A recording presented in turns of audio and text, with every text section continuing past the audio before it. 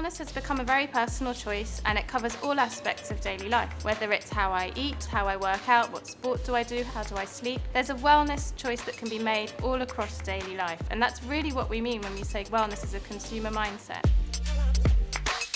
That means two really important things. The first is that we have our wellness habits at home now, and when they come to our hotels, they want to be able to continue their routines, their habits. The second interesting thing is that wellness has huge potential that we can leverage because it's so experiential. We can use wellness as a way to give them really unique, really exciting, interesting experiences that they're going to remember, to really surprise and delight them.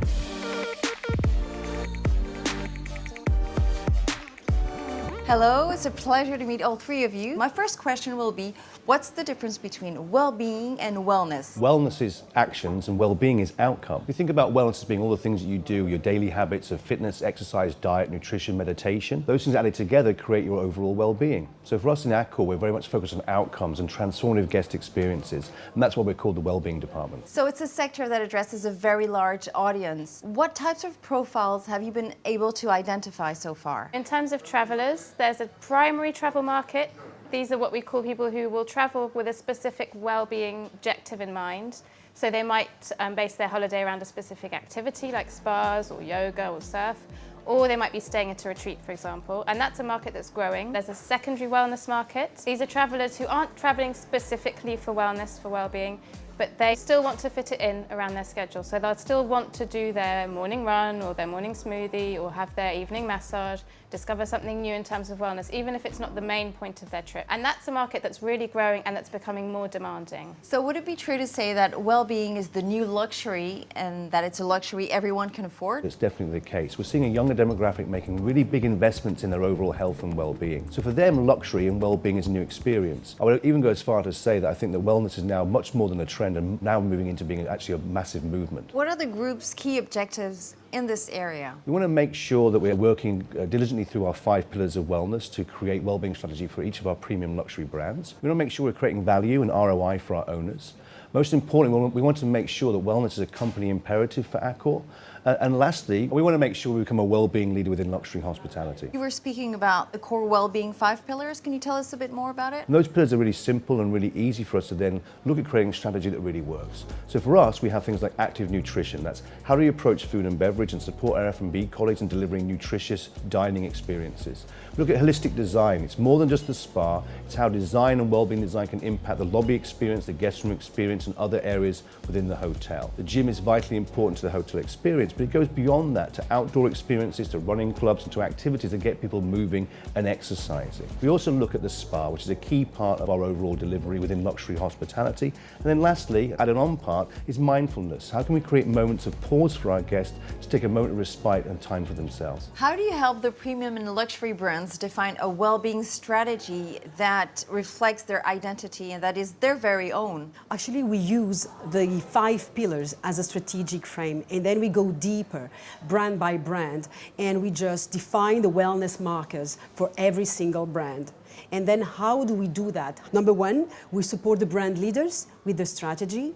Number 2, we support our D&TS teams, design and technical services. And lastly, we inspire our wellness community of wellness leaders all around the world with very innovative marketing content and initiatives. So right now we're at the Pullman Paris-Bercy, and this hotel wasn't chosen at random, obviously. Can you tell us a little more about it? We had to accommodate a full concept for Pullman, which is Pullman Power Fit. The way we addressed it was to put on the table major and dynamic partnerships. So we signed this off with Les Mills, which is the #1 content provider when it comes to fitness. With that, we created a bold and new offer for our guests, because what we want at the end of the day is to elevate guest experience. Very interesting. Do you have other examples of strategies rolled out in group brands? We're now going through very exciting times, and we are working together with Innovation Lab and Telasa, because what we want to achieve is make wellness a company imperative.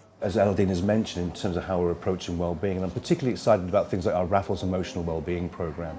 We're also putting the soul back into SO with some new impetus in terms of spa and well-being. And lastly, we're lighting up M Gallery with its Ignite Your Inner Spark programme. We're very fortunate in Accord to have a team of real strong experts in wellness. Thank you so much to all three of you. And as you've said, you work with the Innovation Lab to define new concepts. So I guess it's time to meet Frédéric.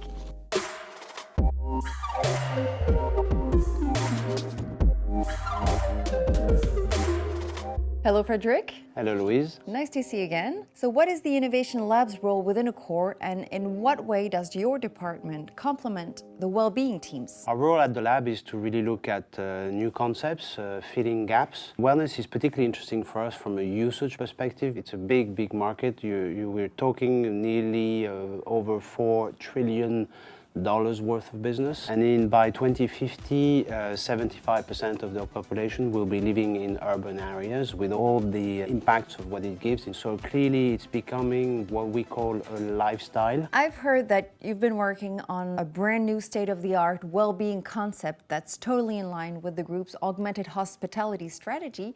So could you please let us in on the scoop? We're actually working on two things. So I'll start with the new concept. So what we are working on, we call it a positive place. It's essentially a holistic, wellness dedicated location where you could eat, you could do activities, you could learn, and you could eventually sleep. So we call it a wellness place with some rooms on top. We believe at this stage it's on one side responding to a real usage, a consumer need. Two, that it's going to create potential and value for the group. And three, because we are able to convince promoters and owners, we think we're on a strike and possibly to scale. And the second topic is what we call exploring the opportunity of a wellness soft brand. Soft brand aims at regrouping different players that are specialized in wellness. And what the team is doing today is exploring the value proposal that Accor could bring to, on one side, the owner, and on the other side, of course, the guest. Well, I can't wait to see this new lifestyle space. Sounds really exciting. Thanks a lot, Frédéric.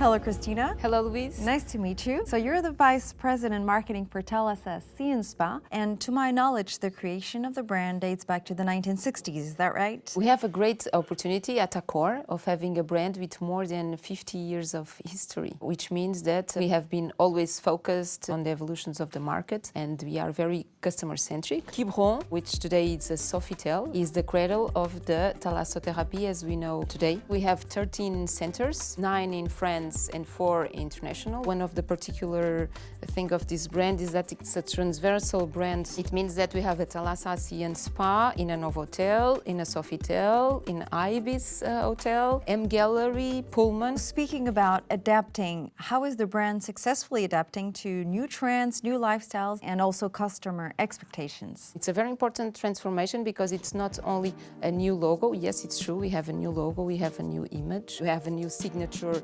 Thalassa Sea and Spa, ma pose, mon énergie. I need to make a pose to get back my energy, but it's also different way of presenting the treatments. We have already the expertise in thalassotherapy. We already have hotels with many services. So the difference right now will be that this experience will be transversal to all types of offer the hotel has. So it seems that you're targeting a new type of customer, is that right? Today we have like 2 main targets, the pure thalassotherapy, so people that are really need the medical treatment, but at the same time we are targeting a younger consumer, more lifestyle that needs other kind of experience, relaxation, mindfulness. A concrete proof of this new strategy is that you're about to open Le Touquet. It's a very special place because we have a Thalassa Sea and Spa in the center, and in one side we have a Novotel, and on the other side it's an Ibis. That will be really the new flagship of the brand. Thalassa Sea and Spa also has a cosmetic brand. Can you tell us more about it? It's a great opportunity for the brand because we changed on the last month to Thalassa Sea and Skin. Today with this product we can take the Thalassa Sea and Spa experience everywhere. Thanks a lot, Christina, for answering all my questions. Thank you so much, Louise. I'm very excited to fly to Dubai now, a major well-being destination with very demanding customers.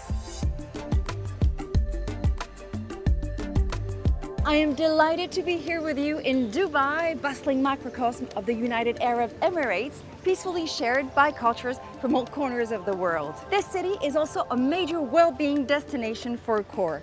The concepts offered by our brands are even more innovative because they meet the high expectations of demanding customers who come here to unwind completely.